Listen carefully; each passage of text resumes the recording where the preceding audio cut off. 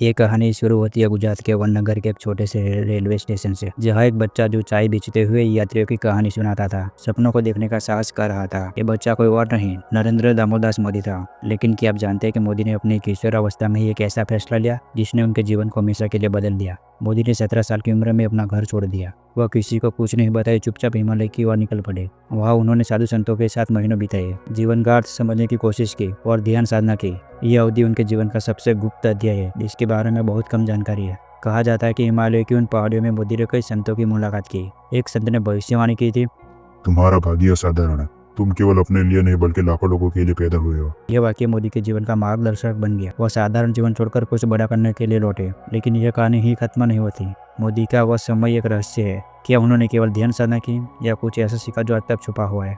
जब मोदी राष्ट्रीय स्वयं सेवक संघ आरएसएस से जुड़े, तब उनकी पहचान एक साधारण कार्यकर्ता की थी, लेकिन संघ में उनके काम करने का तरीका बाकी लोगों से अलग था।